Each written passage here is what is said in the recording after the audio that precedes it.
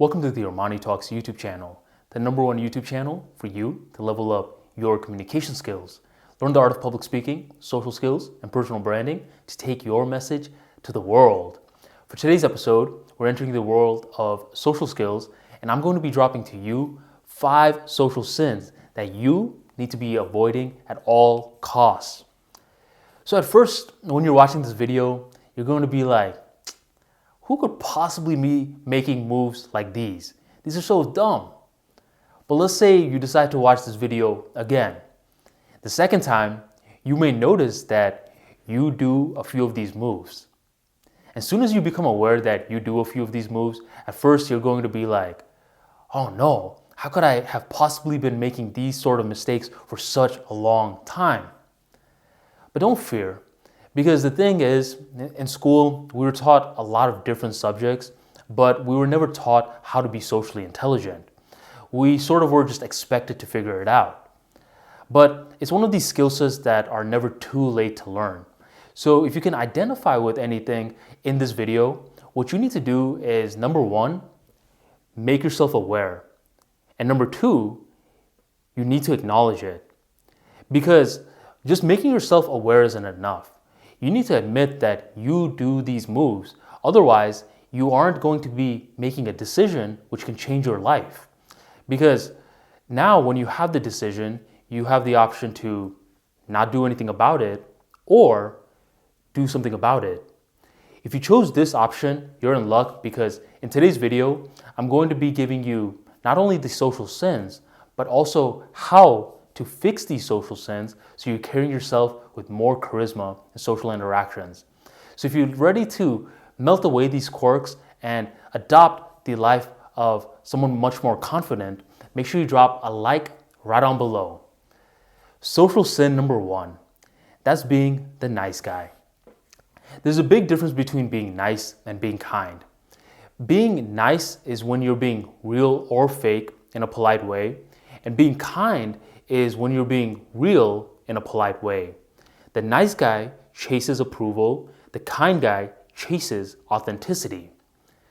Notice I said with the nice guy, they say the real or fake things, because at the end of the day, when you're chasing approval, you'll say whatever you have to say. Sometimes they accidentally say something that ends up being honest, and other times they say stuff that ends up being completely fake. You don't want to be like this because typically what happens with the nice guy is that it's a short-term strategy that doesn't lead to much of a high ROI investment at all.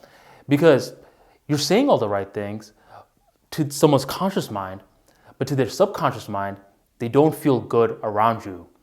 And to just illustrate this point, a few years ago, my company was throwing networking events with a lot of the new interns and the higher ups like CEOs, managers, and other bosses. And a bunch of my friends and we would go to these networking events. Most of us were the nice guys. We were putting on this nice guy hat in order to get these people's approval, while a few of my friends, we called them the renegades. They were more so the kind guys. Well, myself and a bunch of the other people, we would go and we're basically listening to these individuals, laughing at all their jokes, saying what they want to hear as we think. And ultimately, our other friends, the kind guys, they're over here having a fun time. They're cracking jokes, they're telling stories, they're still maintaining decorum. It's not like they're being assholes or anything like that. And they're still maintaining decorum. And you know what happens? A lot of these higher ups, they excuse the conversations with us to join my other friends. And this just goes to show that people appreciate authenticity over fakeness. And in order to shed the inner nice guy, what you need to do is outside of these social interactions, outside of these networking events, you need to invest in yourself. Invest in a few skills. Work out, read some books, do something where you can enhance your self-image. Because you end up being the nice guy when there's a human and you're always putting yourself as a lower social valued creature. You do this because you don't have anything to feel proud of. So do something to be proud of. And the more that you enhance your self-image, the more that you enhance your social value in your eyes. You want to get to a point where you're entering social interactions as either the baseline state or higher. You don't want to be too much higher. Even if you know that you're talking to a loser, you don't want them to know that they're a loser, because in situations like that, you'll come off as condescending. Understand who you're talking to, and who knows, that loser may actually be a winner. So that's the first social sin, that's being the nice guy. The second social sin is being excessively detailed. In today's world, people are worse listeners than ever. It's because there's different things vying for our attention on a day-to-day basis. And listening is a conscious act. When you make someone hear your words, they are giving you their brain power. And if you keep talking and talking and talking and talking, what's going to happen is you're going to hurt their brain. You're going to give them a headache. And you're typically going to ramble whenever you're telling a story or whenever you're talking about your passion. When you're talking about your passion, a lot of these small details in your world are big. You think these are big, and you're going to try to project them into other people's world where they're going to be like, yo, shut up already, just get to the point. Like, for example, I like basketball, but I'm not going to be talking about LeBron's free throw percentage from this year versus last year to someone that I just met. That's ridiculous. In order to avoid rambling so much and being so excessively detailed, you want to train your brain to think in a brand new way. And one of the best and fun ways to do this is playing the 1-minute story game. And this is when you are telling a story in 1 minute or less. And your story just needs a character, conflict, and resolution. Even if you don't think you can tell a story in 1 minute, trust me, you can. You just need to keep on challenging yourself. And the more that you keep challenging yourself to play this game, what's going to happen is you're conditioning your brain to only pick up the high-level points. So that's social sin number 2. Social sin number 3 is when you are just looking all over the place. And this is when your eyes are darting.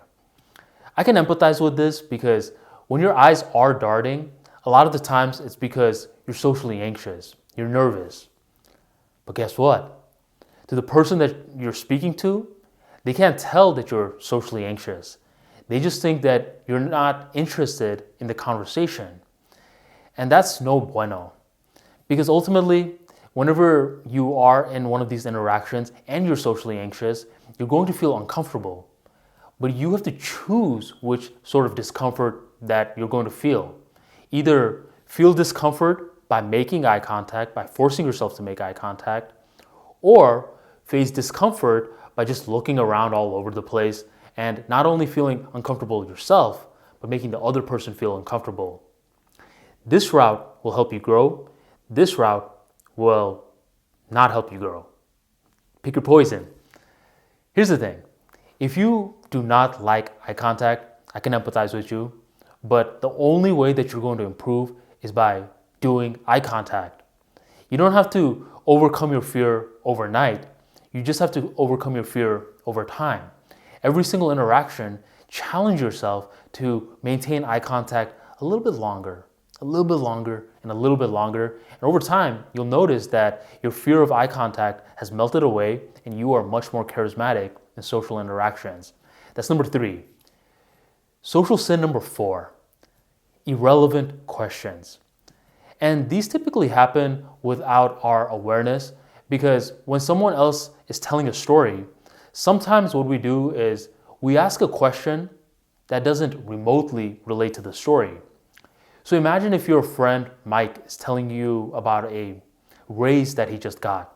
And he's walking you through the entire story about how he set up the meeting with his boss, how he outlined the entire presentation as to the value that he brings to the company. And finally, when he goes to ask for the raise and he gets it. Say that you were paying attention to the entire story, but once this individual is done, you ask a question like, so bro, do you like cats or dogs better?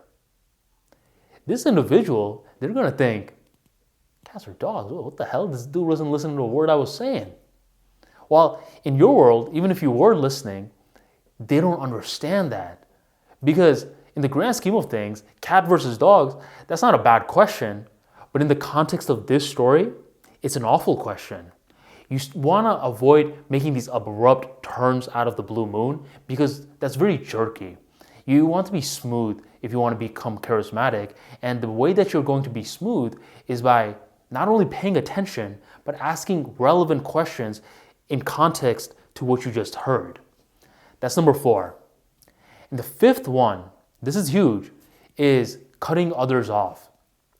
So in a perfect world, people don't cut others off. One person talks, the other person listens, the other person listens, the other person talks. That's a perfect world. But a lot of times what happens is sudden interactions have sudden bursts of cutting others off. That's fine. You just don't want it to become a character trait. You don't want it to be a pattern.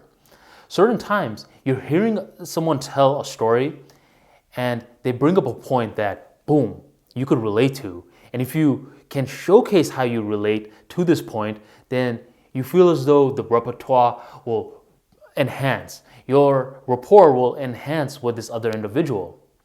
So in situations like that, sure, I guess, cut them off and take the spotlight momentarily, but make sure that you give the spotlight back. That's the biggest thing. Because personally, if I were you, I wouldn't have cut them off in the first place. But if you feel as though you have to, always make sure that you are giving the spotlight back. Because when you're constantly cutting someone off and just rambling and just talking, these people are going to get annoyed at you and they're not going to want to talk to you anymore. What if someone keeps cutting you off? Well, if someone keeps cutting you off, if you're close to them, then you should bring it up to them because they may be unaware themselves. And if you're not close to them, then just move on to a different interaction. There's no point in you bringing it to their awareness to try to change them because you're not that close to them.